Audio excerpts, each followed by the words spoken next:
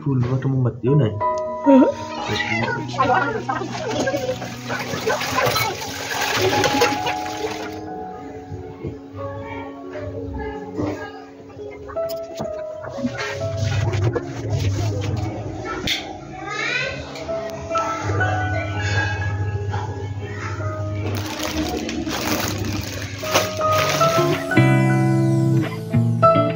নমস্কার, আমি দেবিকা। কেমন আছো সবাই? আশা করছি ঈশ্বরের সবাই ভালো আছে, সুস্থ আছো। নতুন আরেকটি ভিডিও শুরু করছি তোমাদের সবার ভালোবাসা নিয়ে। আজ হলো পাপাইয়ের বার্থডে। বিকেলবেলায় আমি গিয়ে একটা কেক নিয়ে এসেছিলাম। এখন রাত্রিবেলা কেকটা কাটবো। পাপাইকে ঘুম থেকে ডেকে তোলা হয়েছে, ও একটুখানি আগেই ঘুমিয়ে পড়েছিল, তো ওকে ওর পাপা তুলে নিয়ে বসেছে, আর আমি এবার হাতে করে কেকটা নিয়ে এলাম। পাপাইকে সারপ্রাইজ দেওয়ার জন্য কেক তো নিয়ে এসেছি, তবে সত্যি বলতে কি বলতো, মানে কেক কাটার যে কাটারটা ছিল সেটা অবশ্য সাইডে দিয়ে দিয়েছিল, কিন্তু আমি মোমবাতি নিয়ে আসিনি। তো পাপাই কেক কাটছিল মোমবাতি ছাড়াই, পরে যখন বিকেলবেলা আবার কাটবে ঠিক আছে, তখন হয়ে যাবে ম্যানেজ। এখন আজকের দিনটা এরকমই চালিয়ে নেই, কী আর করবো বলো, আমি ভুলে গেছি মোমবাতির কথা বলতে। আর কেক কাটারটা সাইডে ছিল রাখা, যেহেতু রাত্রি অনেক হয়েছে, ঘুম এসেছিল, সেই কারণে আমি এতটা বুঝতে পারিনি যে সাইডে দিয়ে কেক কাটারও রাখা আছে। তো এই যে এখানে পাপাই কেক কাটছিল।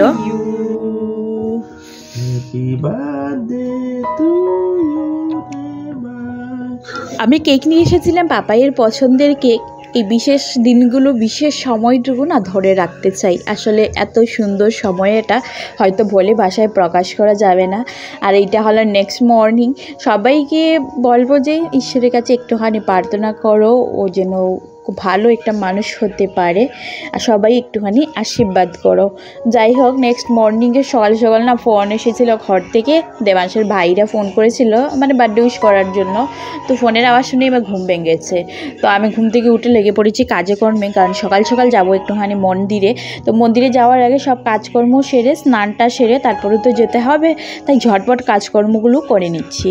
বার্থডে তো সেই রকম মানে হবে না এই বছর। আমি ঘরের সবাইকে ভীষণ মিস করছি, তার কারণ মানে পাপাই তো অনেক ছোটো, বুঝে না সেই জিনিসগুলো, না হলে ও মিস করতো। গত 2 বছর আমরা পুরো ফ্যামিলির সাথে, আমার মা বাবা আর শ্বশুর, মানে শ্বশুরবাড়ির সবাই একসঙ্গে মানে বার্থডে সেলিব্রেট করেছি। সেই রকম হয়নি, কারণ প্রথম বছর শ্বশুরমশাই একদমই অসুস্থ ছিলেন, মানে হসপিটালে থাকা অবস্থায়। আমাদের তো মন মানসিকতা একদমই ভালো ছিল না। ঘরে যেহেতু আমাদের দেবাংশের মানে আরও 4-5 জন ভাই আছে ছোটো ছোটো, সবাই মানে বাচ্চা অনেক না, তো জয়েন্ট ফ্যামিলি, অনেক বড় ফ্যামিলি, অনেক মানুষজন, আর বাচ্চারা যাতে খুশি হ্যাপিলি প্রত্যেকটা ফেস্টিভ্যাল মানাতে পারে সেই চেষ্টা ঘরের সবাই করে। তো সেই দিনও একটুখানি ছোট্ট একটা কেক প্রথম বছর কাটা হয়েছিল, আর ঘরের ফ্যামিলির মানুষজনকেই বলা হয়েছিল, অল্প কিছু খাবার দাবার রেডি করা হয়েছিল, মিষ্টি টিষ্টি এইসব। এর পরের বছর শ্বশুরমশাইয়ের বাৎসরিক শ্রাদ্ধ কমপ্লিট হয়ে গিয়েছিল, মানে যায়নি, যেদিন ছিল তার পরের দিন আমরা করেছিলাম, কারণ যেদিন ছিল এই দিনই বাৎসরিক শ্রাদ্ধ ছিল, আর পসিবল ছিল না। তারপরের দিন আমরা অনেক বড় করেই একটা ফাংশন করেছিলাম, যেটা প্রথম বছর ছিল, আর আমার মা বাবা শ্বশুরবাড়ির সবাই ছিল। তো সেই সময়টুকু না ভীষণ মিস করছি, কারণ পরিবারের সঙ্গে এই ফেস্টিভ্যালগুলো, মানে এই জিনিসগুলো মানানোর একটা আলাদাই মজা, সবাই মিলে আনন্দ করা। কি বলবো, মানে সকাল সকাল মনটা একটুখানি খারাপই লাগছিল। পাপাই অনেক ছোটো, বুঝতে পারে না, নাহলে ও নিশ্চয়ই অনেক মিস করতো। তো ঘুম থেকে উঠে আমি আমার নিজের মতো করে কাজকর্মগুলো করে নিচ্ছি। পুরো বারান্দা টারান্দা ঝাড়ু দিয়ে জল দিয়ে এলাম গাছের মধ্যে, আর রাত্রে বাসনগুলো মেজে ঘুমোতে পারিনি, যেহেতু আজকে পরের ছুটিও আছে, সেই কারণে আমি একটুখানি আরাম করেই প্রত্যেক সপ্তাহে যেরকম উঠি। তবে আজকে যেহেতু যাব মন্দিরে, তো সকাল সকাল উঠে পড়েছি, তো এই বাসনগুলো মেজে নিচ্ছি। আমার ইচ্ছে ছিল যে এই বছরের বার্থডেটাও যাতে পরিবারের সঙ্গে প্রত্যেক বছরের মতো সেলিব্রেট করতে পারি, তবে অনেক প্রবলেমের কারণে যাওয়া হয়নি। ঘরে যাওয়া আসলে কোনো ছোটো ব্যাপার না, অনেকটাই বড় ব্যাপার বলতে পারো, কারণ এইখান থেকে আমাদের ঘর অনেক দূরে 3 দিনের জার্নি করে, 3 দিন না 4-5 দিনের জার্নি করে যেতে হয়। তো সেই সময়টুকু দেওয়া যাবে না। মার্চের সময়টা না পুরো একটা বিজি শিডিউল থাকে, যে কারণে একদমই যাওয়া যাবে না। যাই হোক, কি আর করবো, কিছু করার ছিল না। জানো তো জীবনে পরিস্থিতির কারণে কিছু কিছু জিনিস মেনে নিতে হয় না চাইতেও। তবে হ্যাঁ, এই বছরে সব দেবাংশের এইখানকার যে দাদা দিদিরা আছে আমাদের উপরের বিল্ডিংয়ের উপরে থাকে, তারপর আরও পাশে থাকে, এরা সবাই কিন্তু ভীষণ খুশি। কারণ গত 2 বছর ধরেই বলছিল যে আন্টি আমরা বার্থডে সেলিব্রেট করব, কিন্তু করা হচ্ছিল না যেহেতু আমরা গ্রামে চলে যাচ্ছিলাম। তো এই বছর যেহেতু ঘরে আছি, ওরা তো অনেকটা এক্সাইটেড, তো সবাইকে বলেছি মানে আসার জন্য। তো বিকেলবেলা ছোটো করে একটা বার্থডে পার্টি করে নেব বাচ্চাদের নিয়ে শুধুমাত্র। তো যাই হোক, এই প্ল্যানটাই করে রেখেছি। তো সেই জন্য ঘরটাকে রেডি করতে হবে। তবে ও কাজগুলো আমি পরে করব, আগে ইদানিং ঘরের কাজকর্ম যা আছে, সংসারিক যে কাজ যেগুলো আমার প্রত্যেক দিন করতে হয় রুটিনের মধ্যে পড়ে, সেগুলো আমি ঝটপট সেরে নিচ্ছি। আমি সকালবেলা ঘুম থেকে ওঠার পর প্রত্যেক দিনই এই কাজগুলো সেরে নিই, তারপর কিন্তু রান্নাবান্না করে আবার আমার সেম কাজই 2বার দিনে করতে হয়। দেখবে প্রত্যেকটা ঘরের আনাচে কানাচে যদি পায় পরিষ্কার করে ঝরঝরা করে রাখো, তাহলে কাজকর্ম করতেও একটা আলাদা এনার্জি পাওয়া যায়। আর যখন তুমি কাজ করবে তখন তোমার কাজকর্মগুলো খুব তাড়াতাড়ি শেষ হয়ে যাবে। আমি এই টেবিলটা মুছে পুরো ঘরটা সুন্দর করে মুছে নেব, আর তারপর স্নান করতেও চলে যাব। আজকে সকালে প্ল্যান আছে আমরা 8টা সাড়ে 8টার দিকে মন্দিরে চলে যাব, কারণ মন্দিরে একটুখানি মায়ের কাছে পুজো দেব, মা কালীর কাছে। আর কি বলতো, আগের দিন না সেই রকম কোনো বাজার করে নিয়ে আসিনি যেগুলো লাগবে মা কালীর কাছে। আর কারণ যেহেতু আলাদা কোনো ঠাকুরঘর নেই, তো জিনিসগুলো এনে ঘরে রাখবো সেটা না ভালো লাগছিল না। আমরা দুজন বেরিয়েছিলাম মার্কেটের উদ্দেশ্যে, আর গিয়েও ছিলাম, কিন্তু সেই রকম কোনো কেনাকাটা করিনি। তার কারণ ওই যে এনে কোথায় রাখবো, আছুত হলে সেটা ভালো লাগবে না, মাকে পুজো দেব।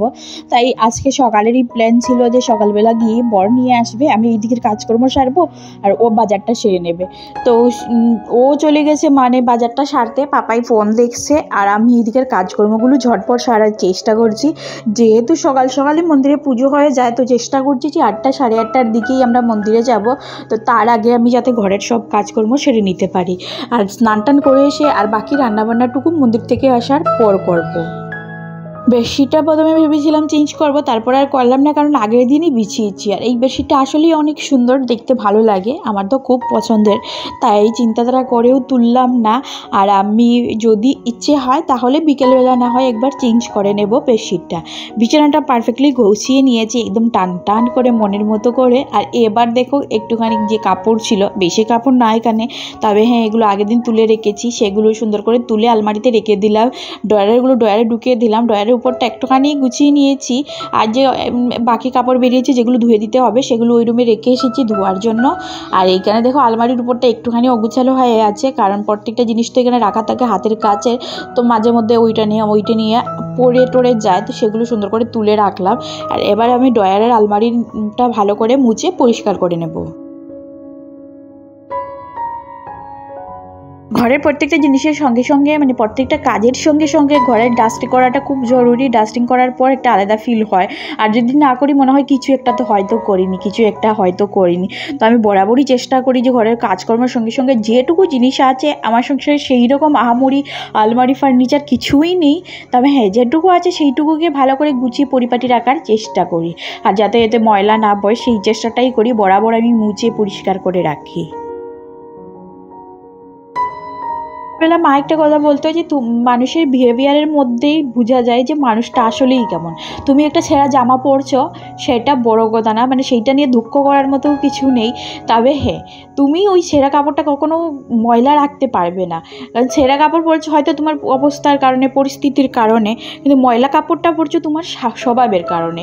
সেই কারণে তোমার স্বভাব ভালো করতে গেলে সবসময় তোমার কাপড় যাই ছেঁড়া থাকুক, ওইটা কিন্তু পরিষ্কার করেই পরতে হবে। আমি এই জিনিসটা যাই সংসারের ব্যাপারে হোক, কাপড়ের ব্যাপারে হোক, সব ব্যাপারেই মানি। যাই হোক, আমার ঘরের কাজকর্ম সব কমপ্লিট হয়ে গেছে। আজকের সকালটা তো খুব সুন্দর শুরু হয়েছে। পাপ্পাইকে আগের দিন রাত্রেবেলা বার্থডে শো করেছি, আর অনেক লেট করেও ঘুমিয়েছিলাম, তবে সকাল সকাল ঘুম ভেঙে গেছে, এটাই ভাগ্যিস, কারণ একটুখানি ঘুম কাতুরেই বলতে পারো আমি। আর ঘুমোতে খুব ভালোবাসি, সবচেয়ে প্রিয় জিনিসই হলো ঘুম। স্নান সেরে চলে এসেছি, এসে এইখানে দিয়ে দিচ্ছি পুজো। পাপাই আর ওর পাপা দুজনই চলে গেছে স্নান করতে, ততক্ষণে আমার পুজো দেওয়া কমপ্লিট। আর চলে চলো এবার না পাপায়ের জন্য শপিং করে নিয়ে আসা কিছু কাপড় তোমাদের সাথে শেয়ার করে নেই। তোমাদের দেখানো হয়নি, দীপাবলি হোলি আর বার্থডে উপলক্ষে কিছু কেনাকাটা করা হয়েছিল। এর আগে আমি কীর্তনের দিন একটা রেড কালারের টি শার্ট প্যান্ট পরিয়ে দিয়েছিলাম, তোমরা তো দেখেইছো। আর এই হলো বাকি ড্রেসগুলো। এখানে দেখো একটা সুন্দর একটা মানে কি কালার, ব্লু কালার না, ব্লু না আকাশি কালার, একটা হালকা আকাশি কালার, খুব সুন্দর কালারটা। আমার বরই পছন্দ করে নিয়ে এসেছে। আমার একটুখানি ডার্ক টাইপের কালারগুলো পছন্দ হয়েছিল, কিন্তু ও নিয়ে আসেনি, ওগুলো নিয়েছে। তো এইটাও খুব সুন্দর হয়েছে, এইটা লম্বা হাতা লম্বা প্যান্ট, একটুখানি বাইরে বেরোলে পরার জন্য নিয়ে আসা হয়েছে। তবে আমি মানা করেছিলাম, আমি মানে আমার পছন্দের হাফ প্যান্ট হাফ টি শার্টগুলো নিয়ে আসা হয়েছে, সামনেই তো গরম চলে আসছে সেই কারণে। আর এই যে এইটা লম্বা প্যান্ট ব্লু কালারের, ব্লু কালারটা দেখতে খানিকটা ব্ল্যাক কালারের মতোই লাগে, সে কারণে আমার ভীষণ ভালো লাগে। আমার তো ব্ল্যাক কালারটা এত বেশি পছন্দ যে আমাকে যা দেবে, মানে খাবারটাও যদি ব্ল্যাক কালারের দেওয়া হয় আমি খেয়ে নেবো, এরকম একটা অবস্থা। যাই হোক, এই যে দেখো এই হলো আমার সবচেয়ে পছন্দের একটা ড্রেস, যেটা আমি আগেও পাপায়ের জন্য একটা ব্ল্যাক কালারের এরকম আছে, কিন্তু টাইট হয়ে গেছে। ও যেহেতু বড় হচ্ছে না সময়ের সঙ্গে সঙ্গে, তো ড্রেসটা পুরো নতুনই রয়েছে, কিন্তু ও বড় হয়ে গেছে যে কারণে ড্রেস ছোটো হয়ে গেছে। তো এইটা একটুখানি ঢিলাঢালা নিয়েছি।